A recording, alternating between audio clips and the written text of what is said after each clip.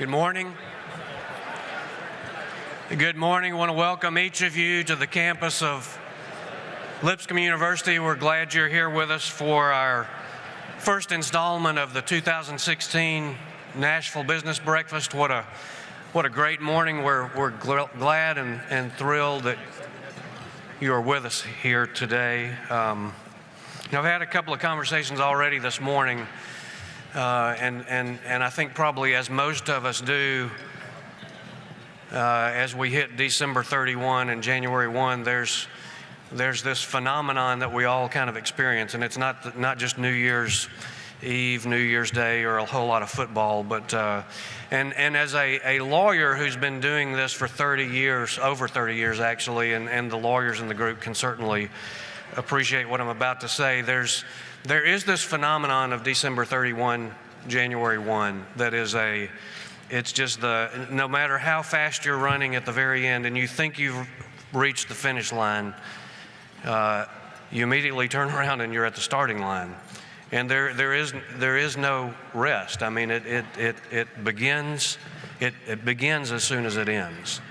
And I think there's so many things in life that we experience, and it's not just in our business world, that with every ending, there really is a new beginning. And that's one of the things that we are here and we're going to celebrate this morning.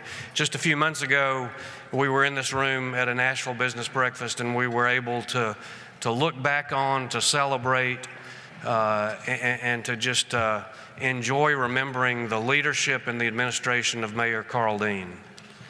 This morning is a special morning because we look ahead. We don't just look ahead, but we celebrate history in the making for Nashville, Tennessee. And we mark the first 100 days of the administration and leadership of our new mayor, Megan Barry, and we look forward to hearing from her this morning. We're glad you're here with us. We're always glad you're here with us. For those of you who are first-timers at Lipscomb's campus for our Nashville Business Breakfast, we're so glad you're here and hope you come back to be with us as we have other programs throughout the year. One of the great privileges that I have in each time we have these meetings is to introduce Lipscomb's partner in the Nashville Business Breakfast, and that's the Nashville Business Journal. So would you please join me in welcoming our partner and friend, Kate Herman, to the stage. Thanks to Bob, and thanks to Lipscomb. We always appreciate being here bright and early this morning, and I have the pleasure of introducing you to some other companies that are important to business here in Nashville, and that's our sponsors for this morning of the program. First, I'd like to introduce you to Byrne Foreman. Stephen Price from Byrne Foreman is Nashville's managing partner and has a few short remarks to say with you this morning. Stephen, thanks for being here.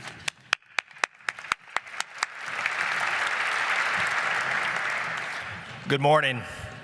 As Kate said, I'm Stephen Price. I'm the head of the Nashville Law Office of Byrne Foreman. Very proud to be a sponsor of this event. Here standing with some of my friends whose organizations I have much admiration for. We've seen unprecedented economic times here in Nashville. Cranes are everywhere. It's very exciting. Here at Lipscomb itself has seen a lot of growth under the leadership of Dr. Lowry. We're very fortunate at Byrne Foreman to have seen similar growth. We now have over 300 lawyers throughout the Southeast. We've almost tripled our size here in Nashville just in the past year. And more importantly, for today's purposes, we now have our first woman mayor, Mayor Barry, whose one of her primary stances is to continue the economic growth here in Nashville, for which we all will benefit from. So we're very proud to be a sponsor of this event, get to hear from Mary Barry this morning. Now, to keep you guys awake here, we did a little drawing here for a $100 Husk gift card, and so that I do not pull a Miss Universe pageant thing, I will wear glasses. So the winner is Dwayne Scott, the President and CEO of SRS. Dwayne,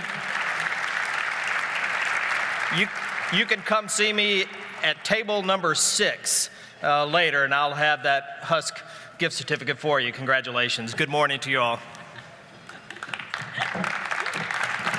Thanks again to Stephen. And next, I'd like to introduce you to Jeremy Nichols, who's audit partner at Crowe Horwath.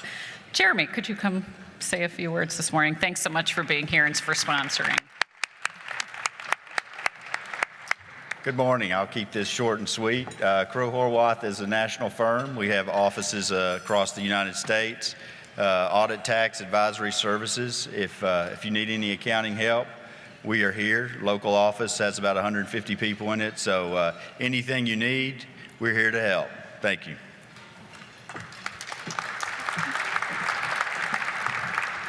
Thanks, Jeremy. And now, last but not least, certainly, is PNC Bank. We appreciate them being here. And I'd like to introduce you to Eric Staten, Vice President of Real Estate Banking for PNC. Eric, thanks for being here. Thank you. Good morning.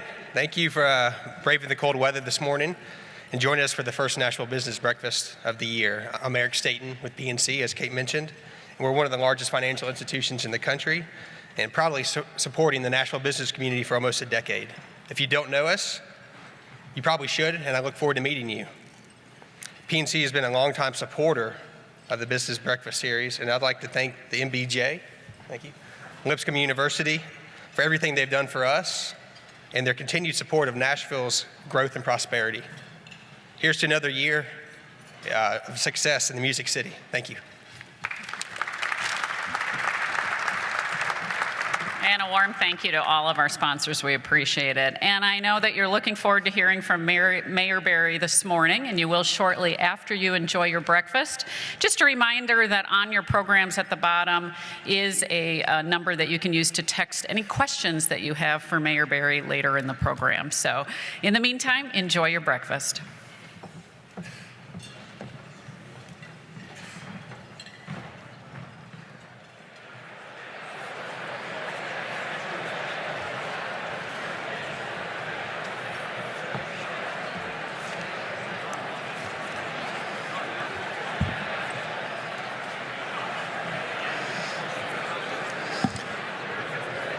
Once again, I want to welcome you and thank you for being here this morning. We do want to get started with our program, and so sorry to interrupt your visiting, but we would like to get started because I know we're all anxious to hear from our mayor. One of the things I want to bring to your attention, hopefully as you came in this morning, you saw in your chairs, as you pulled out your chair, this little flyer for a great event that's going to be happening here on the Lipscomb campus in early February, the Serving Leader Summit. I'd ask you to just, if you would take a quick look at that when you get a chance, and if you have questions about this in particular, there is a table in the back with the business college folks are manning, and they can answer any questions you have about the summit. But it's going to be a great day and a half here at Lipscomb talking about servant leadership. So we hope you'll consider joining us for that. You know, we have in Nashville so many shining and bright stars, so many things that put us on the map that we have to be grateful for. And certainly one of those things is the community leader that we have in Vanderbilt University Hospital. And so we're grateful for all that institution does for our community. And we're also grateful that this morning as we continue our program, Mitch Edgeworth, who is the CEO of Vanderbilt University Adult Hospitals and Clinics, is joining us to bring our invocation. And I'd ask you, as Mitch comes to the stage, if you would just join me in thanking him and Vanderbilt for all they do for our community. Mitch?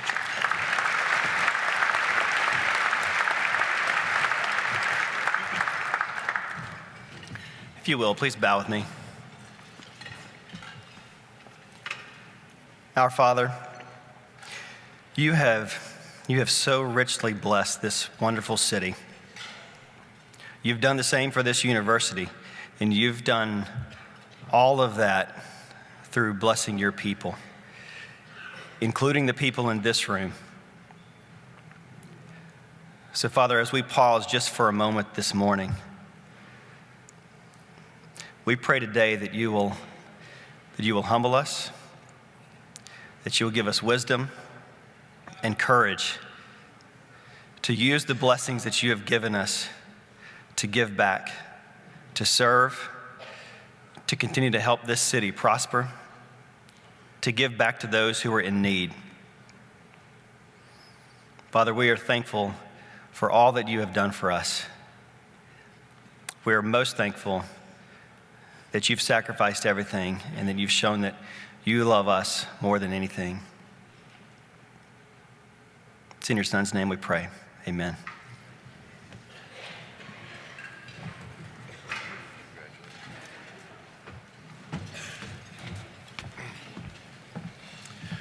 Well, let me continue with our welcome to you and our appreciation for your coming and being a part of this. I would note as we begin that Mitch, who just led our prayer, is also a Lipscomb graduate from 1995. We're thrilled that we can help Vanderbilt out and mold and form leaders that will then manage that institution. That was tacky. I'm sorry. It really was. Well, let me ask you this. How many of you liked parking today? Was that pretty good? All right. You know, I drove by the athletic complex and I thought nobody's being shuttled. Maybe the breakfast isn't happening. I got here, walked in, and there you are. And then I realized we don't have students this week. If we could figure out how to run the institution without students, we could provide really good parking all the time. Thank you for coming early and thank you for joining us. One of the things I wanted to do for just a moment is to recognize that we have about 200,000 visitors a year on this campus. You are a very special part of that group that comes constantly. But I want to just kind of invite you to several more events that will take place this spring, because it's going to be a very lively and interesting time, not only on the campus, but downtown as we celebrate a number of important programs. So go forward in your mind and go all the way to April 28th and join us for the Business with Purpose luncheon. That will be downtown. Our speaker this year will be David Brooks, the New York Times columnist, and the one who just wrote a best-selling book called The Road to Character. You don't want to miss him. It'll be his time in Nashville this year. On April 6th, the Institute for Conflict Management will present their second real regional conference, and in doing so, we'll be thinking about how you deal with moments of crisis and conflict. And the person who's going to instruct us during that conference is Captain Sully Sullenberger, who had that unique event that day when he took off from LaGuardia in his U.S. Air jet and landed a few minutes later in the Hudson River. So if you think about a crisis and you think about somebody who's lived through one that could tell us about it and what to do, that will be an interesting event. On April 29th, we will inaugurate a brand new event that we will be doing in future years. This will be a broader community event called Imagine. And this year, our guest speaker and the person working with us in a number of forums that day will be former President George Bush. We were going to do this event downtown, but President Bush said, you know, I'd really like to spend time with students. And so he asked for a forum with several hundred students, and so we brought that event back to the campus, but we hope you will think about joining us for that. And then on February 4th, Doris Kearns Goodwin, the biographer of a number of presidents, including Roosevelt and Kennedy and Lincoln, and the first woman journalist to ever go into the Boston Red Sox locker room. Mayor Dean would have a comment on that, I would guess, but the first woman to have done that, she will be here, and we will be celebrating and introducing a new college. It's the College of Leadership and Public Service. It's a college that will begin educating the future generations of public service leaders in a remarkably different way. And we will celebrate that opening with a dinner at the War Memorial Auditorium. And then just on the 15th, we will celebrate Martin Luther King Day by having Rose Jackson Flanor, the manager of social responsibility for FedEx. You won't remember all those dates, I understand that. Call my office if any of them interest you, but know that we're extending a warm invitation to you to join us as we seek to have stimulating dialogue, to bring people to Nashville who will enlighten and inspire us, and as we seek to do good things in this community. We have a wonderful opportunity, and you came for it this morning, and that is to hear our mayor after the first 100 days. She's going to be introduced by someone who has recently joined the Lipscomb community, Dr. Christine Lalonde. She is someone who you know from this community. She was a tenured professor at Belmont. She then went to head Mayor Dean's Office of Innovation. She served in the Metro Council, and we are so pleased that she has now put her stake in the ground for the next part of her career as a professor and associate dean of this brand new College of Leadership and Public Service. Would you please welcome to introduce the speaker this morning, Christine.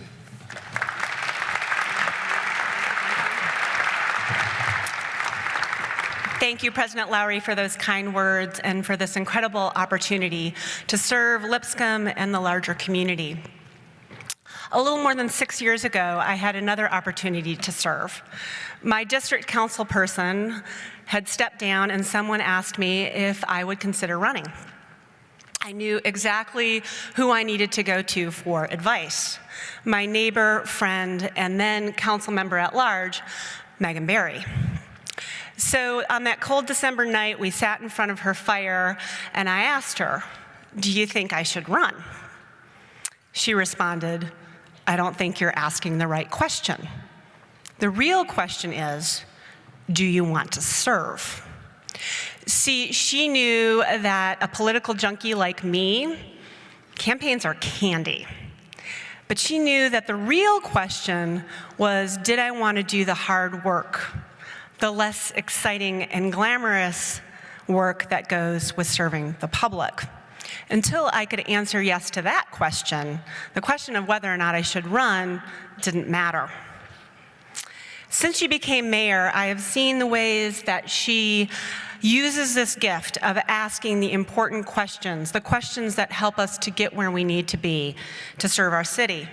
She asks the core questions and then encourages us, probably her staff members would say pushes us, to find collective and powerful answers. At the heart of this is the central question: what are we trying to achieve together, and how do we get there? Mayor Barry has made incredible contributions as a public servant. The wisdom, balance, and energy she brought to economic issues in times both of recession and of incredible expansion. The leadership she demonstrated in shepherding important legislation through our council. The good stewardship she showed as council budget chair. Her public life is a testament of service, but as her friend, what impresses me more is the quiet ways in which generosity and compassion lay at the center of who she is. A few years ago, a young relative of hers who suffers from a severe mental illness ended up incarcerated. And she reached out to a small group of us, asking if we would consider sending him letters of encouragement to make sure that he knew he was not forgotten.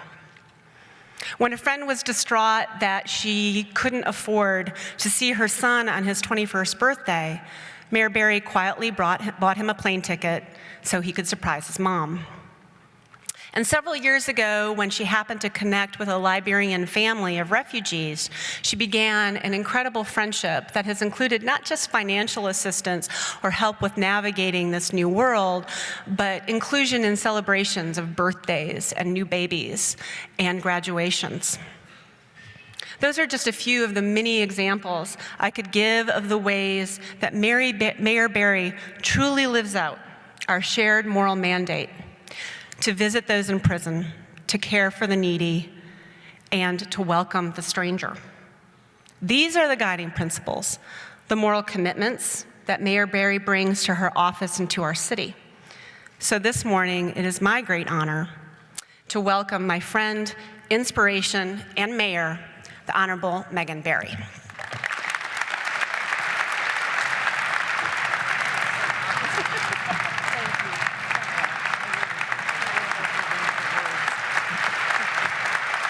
Thank you. Thank you so much. I feel like after what Christine just said, I should just sit down. But I know that you all have come today to hear me talk about my first 100 days. And in fact, when this was initially pitched to me, they said, why don't you come and talk to a small group about what's happening and what's happened over your last 100 days. So I appreciate, Dr. Lowry, that this is a small group. Thank you. Christine, thank you for those wonderful comments. Christine has recently left the previous mayor's office, but she is now going to be here at Lipscomb, and Lipscomb is lucky to have her, and we will continue those partnerships and those opportunities to work with innovative ideas, and I'm very excited about that. I also wanted to take a moment and just give a shout out. We are sitting in Councilmember Russ Pulley's district, district number 25. He's here. We also have Councilmember Berkeley Allen and Councilmember Robert Swope, as well as Tax Assessor George Rickard. I think George is here as well. Did I miss any elected officials? You always have to ask. All right, I don't see anybody. So Sunday was the milestone that hit my 100 days. And I hit that milestone, and I can tell you, it came really fast. I know you've heard the phrase, flying the airplane while you're building it, and that is exactly what happens when you have a 2-week transition for your administration. So we spent those first few weeks just building the team and rethinking the structure of the office. I asked Charles Robert Bone and 41 other community leaders to help me do that, to help me ask those right questions. What should stay the same? What should we change? Their work culminated in a great plan that outlined ways forward on education, affordable housing, economic and workforce development, transportation, infrastructure, diversity within metro government, and how we make up the mayor's office. And I have several of my team here today, and I'd like them to stand.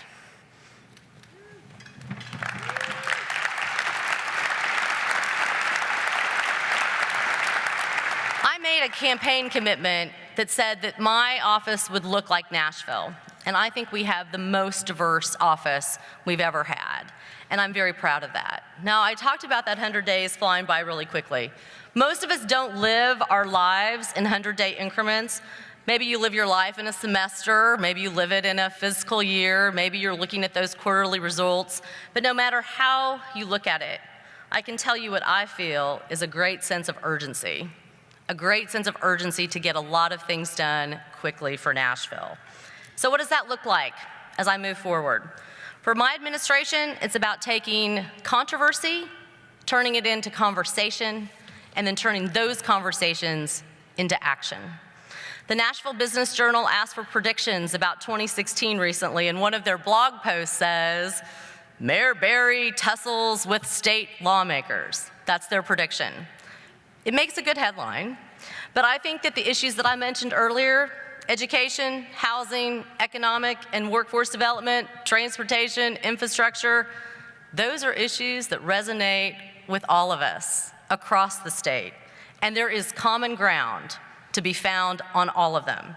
Let's talk about public education for a second. The bottom line is that every child in Nashville should receive an excellent education.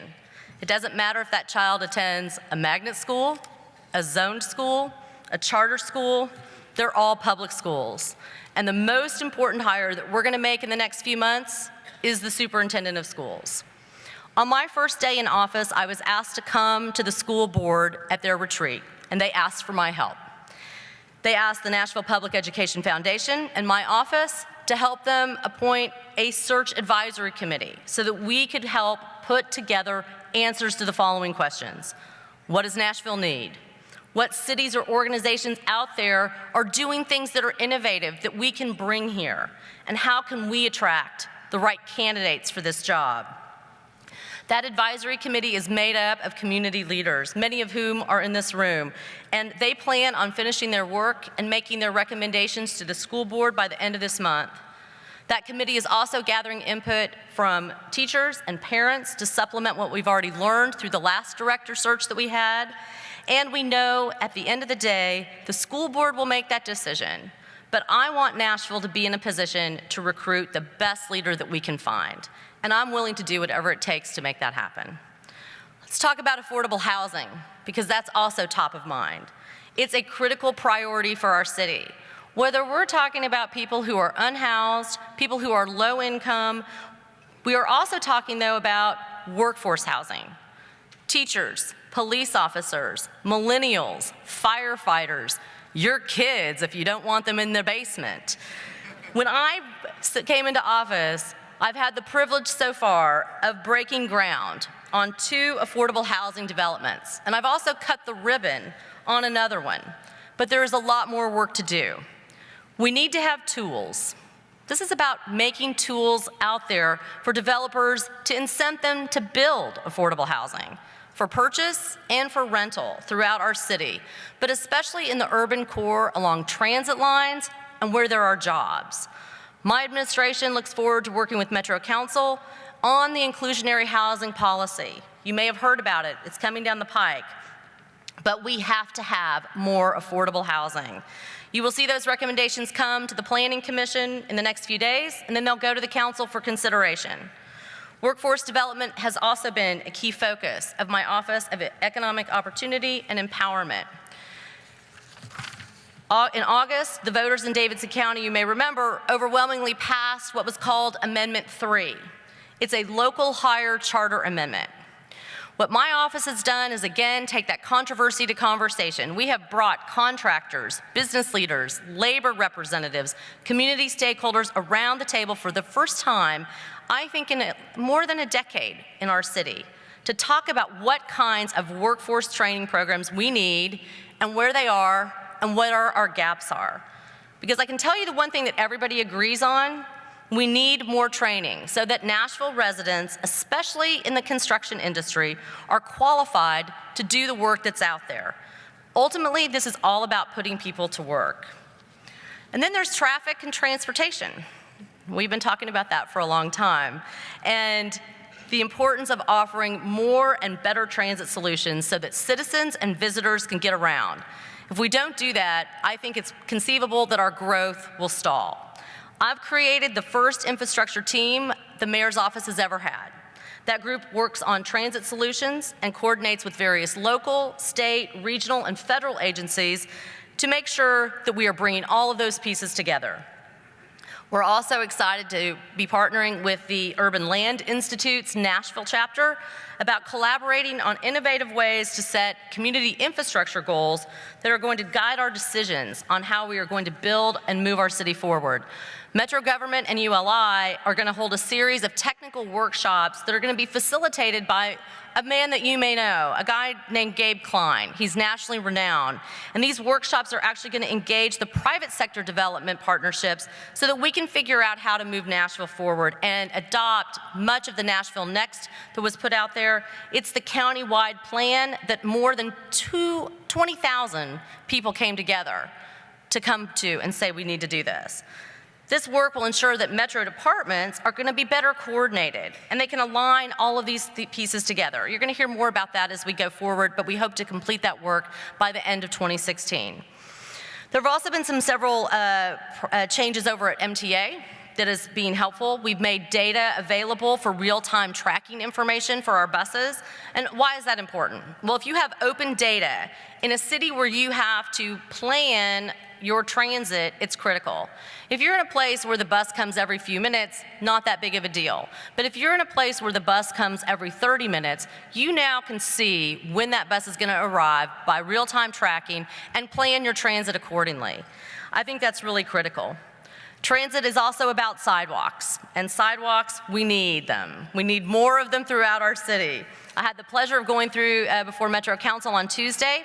We announced that we are moving forward with construction in all 35 council districts. We are especially focused on sidewalk construction that connects kids to schools, pedestrians to transit, and where we have gaps in our high pedestrian traffic areas.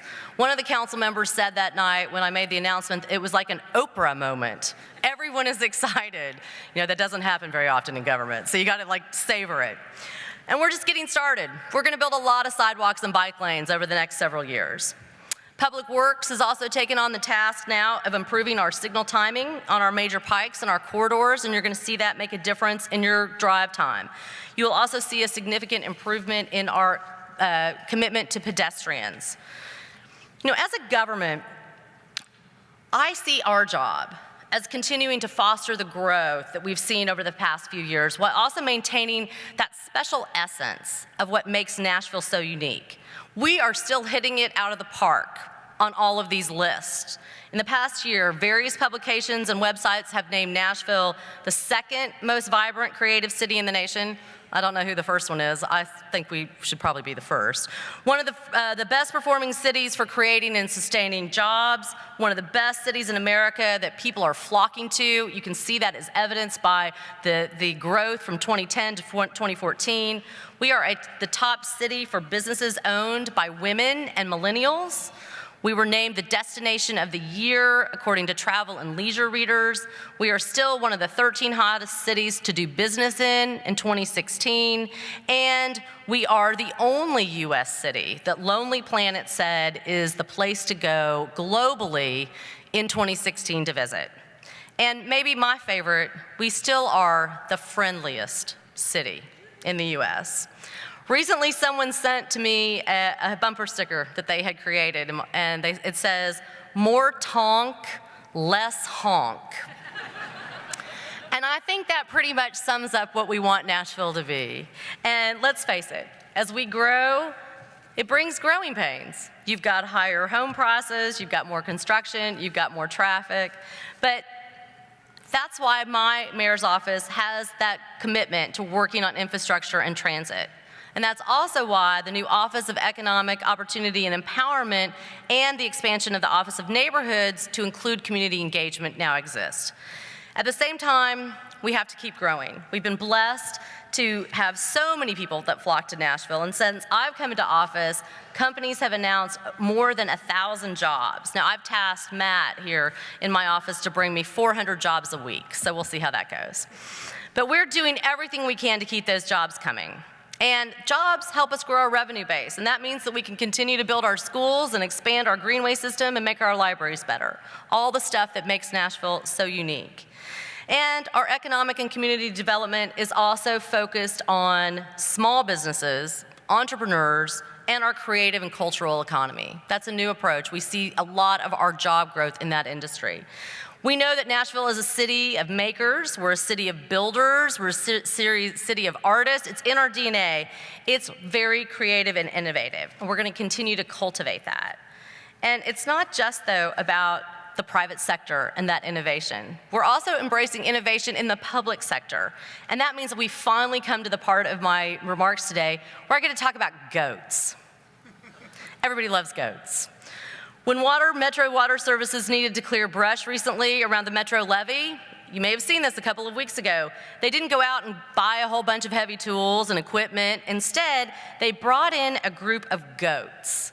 They are nature's brush cutters. Then they do it in an environmentally friendly way, and it was a cost-saving solutions.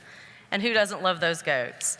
But animals that eat and love to eat are just one example of the kind of innovation that we need to do more of in government.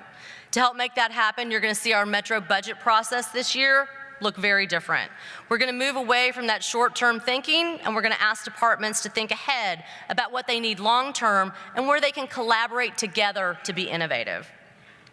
The work of building a better city never ends. Public safety is at the heart of that. And I am proud to say that yesterday I was at a new police academy class coming in where we have 52 new recruits. I also was part of the last class that we swore in December of 55 new officers.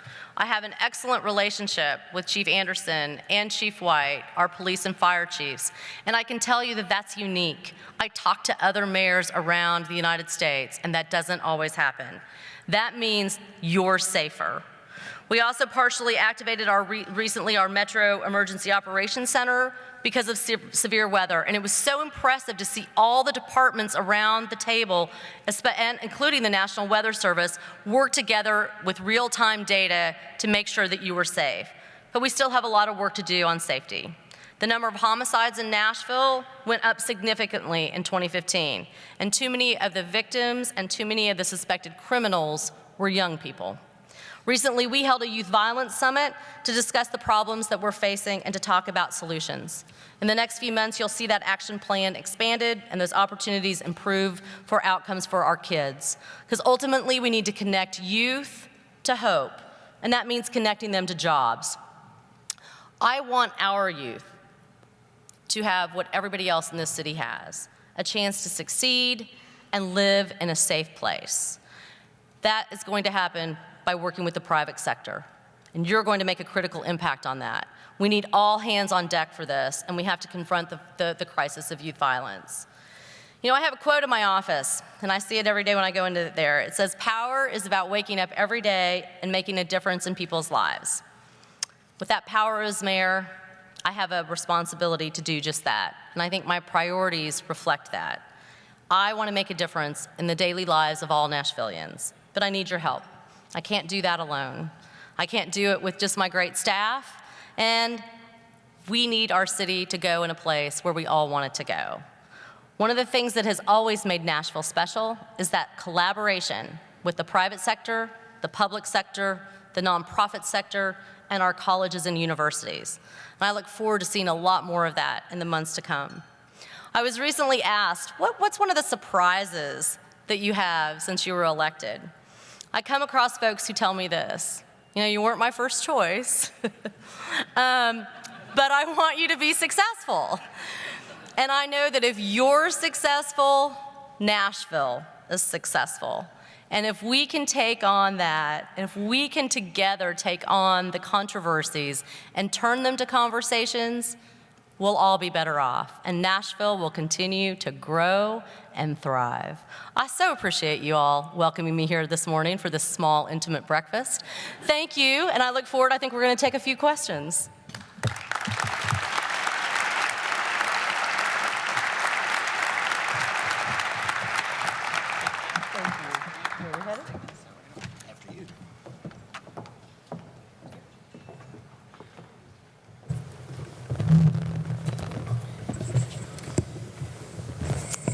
You guys have computers. Well, these are for the questions from the audience, and let me remind everyone that you can text us a question if you'll go to the bottom of your program. There's some instructions there. Mayor Berry, welcome to Lipscomb. Thank you so much. I'm very excited to be here. Thanks for coming for this small, intimate group. Yes, thank you. So our format here is that Kate and I will ask you a few questions. We've got a couple of minutes here. We'll alternate, and we'll take some questions from the audience. Let me ask Kate to start, and I'll kind of keep my eye on the clock, and we'll be sure we get everybody out on time. How's Perfect. That? Good. Well, in looking at the questions that have already come up on the computer, thank you so much for those that have sent them. Of course, transit, traffic, I would say I'm that's shocked. the biggest, that is the biggest topic right now. So, you know, you mentioned your new transit team Yep. and some of the short-term things that you're doing. Can you talk a little bit more about the long-term initiatives that you have in your mind right now? Sure. And kind of the reality of what that's all going to look like moving forward. Sure. So I think it's important to realize that there are many agencies that have a piece of this. And one of the components of being the mayor is I have the opportunity to serve on the council of mayors that make up this whole region. Because when we talk about traffic, it's not just about getting around Nashville, it's also about getting around our region. If you're driving in from out of our county into our county, you're not going to get out of your car before you even start this journey if you can't get around when you get here, and vice versa. We have a lot to do. So the good news is we have a lot of partners in this. We are in fact, one of the first couple of weeks in office, I had some great meetings with Senator Ketron, who is very excited about putting a bus on the right-of-way lanes to alleviate some of that traffic. The way forward is to find those quick infrastructure pieces that are already supported. So if you're going to run a bus down the right-of-way, you don't have to build any infrastructure to make that happen. Infrastructure is very expensive. So we're all looking for those quick wins. Ultimately, though, there's a lot of conversations about riderless cars. And we're in the process right now of talking to the federal government to see what kind of money we can get out there. Now, how many in this audience would get in a riderless car? That's what I got to figure out first. All right, that's not going to alleviate our traffic. So there's more work to do. Well, I don't want to spend the whole morning on traffic, but let me ask one more question about that because there are several here.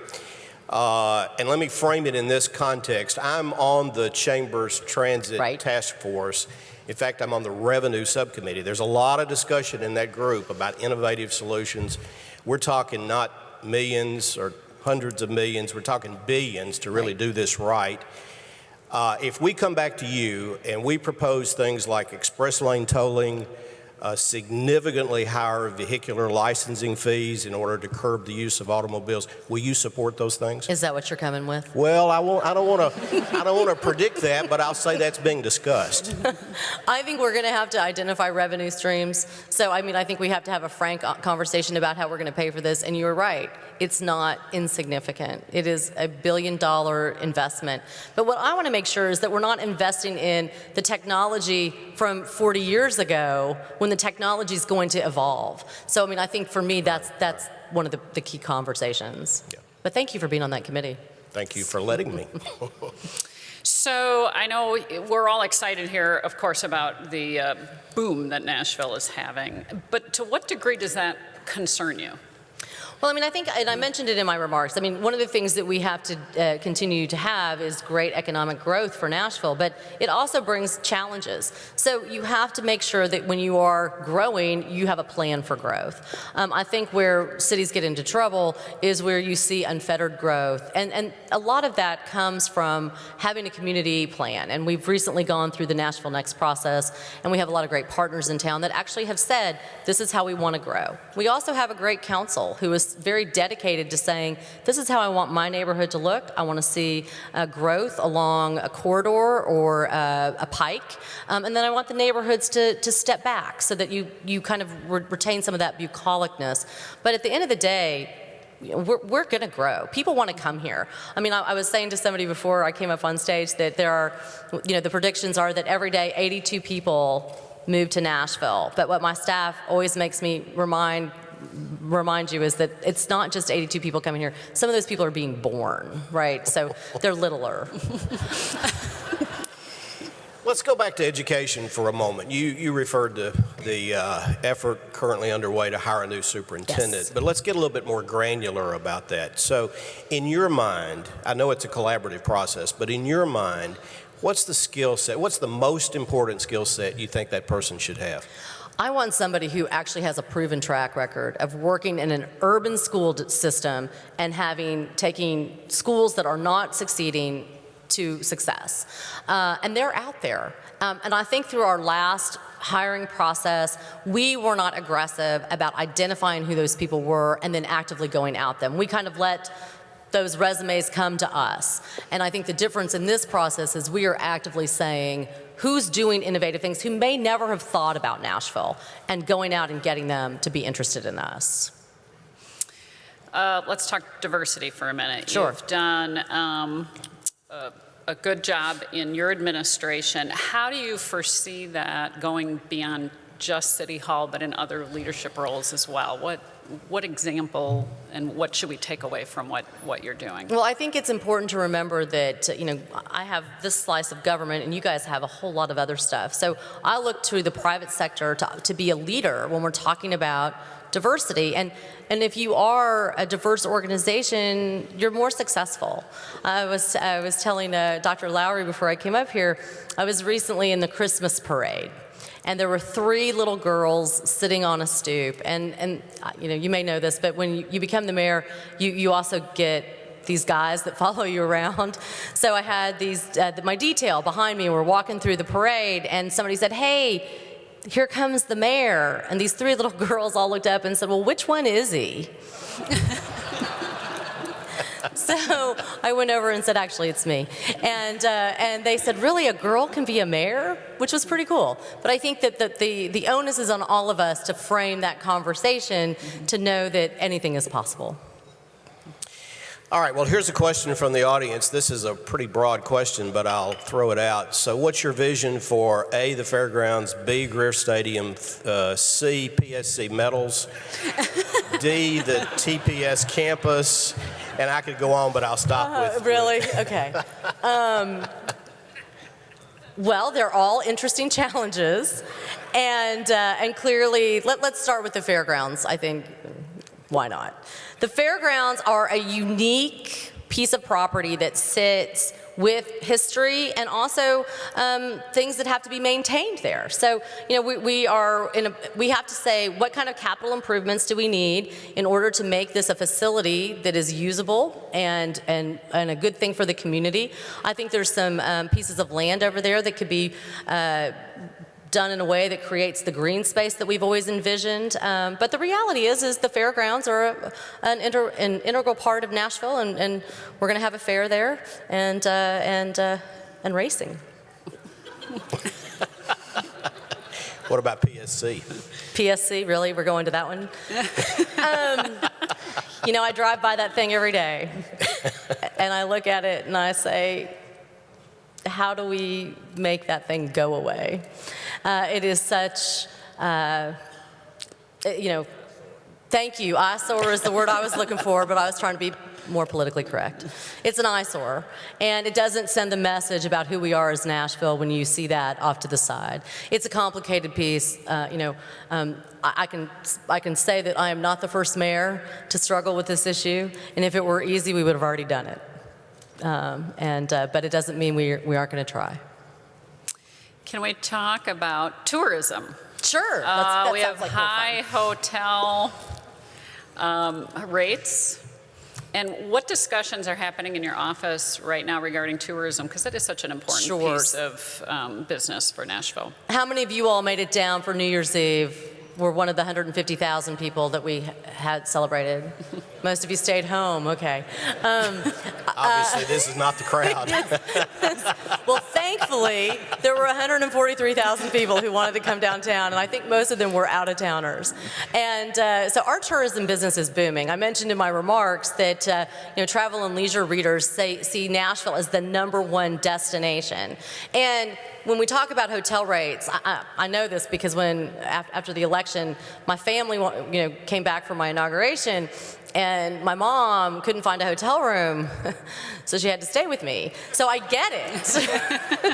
So, what you will see, though, is as we build more hotel rooms, which we are actively doing, the market will help balance that out a little bit. But the good news is that tourism is very robust, and it's good for Nashville. All right, the clock is winding down. We've probably got time for maybe a couple of more questions.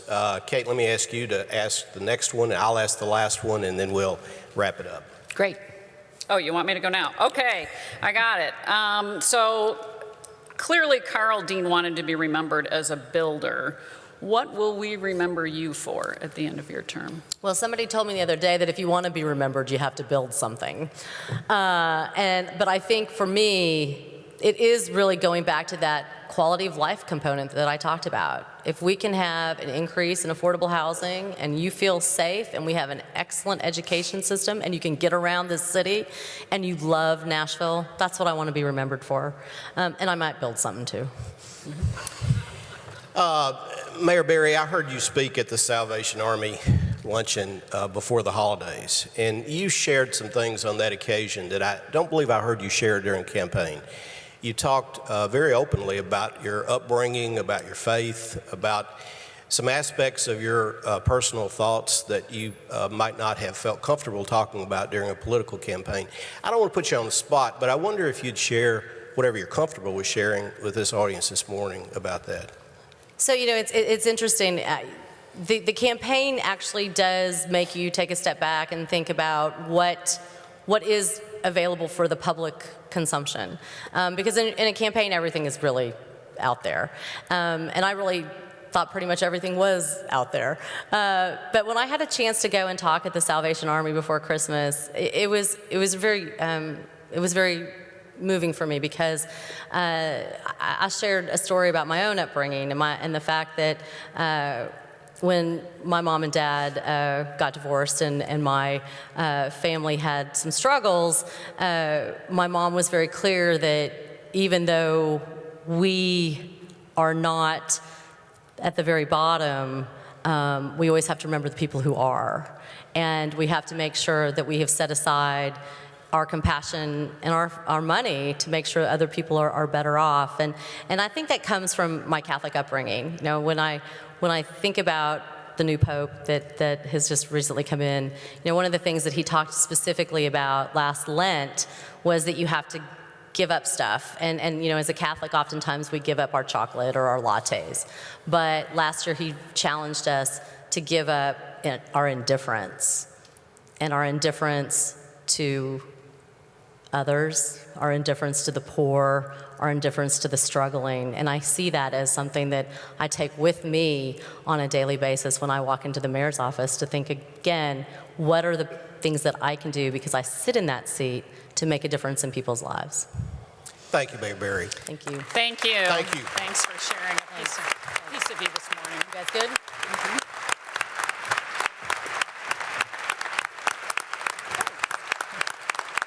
Done?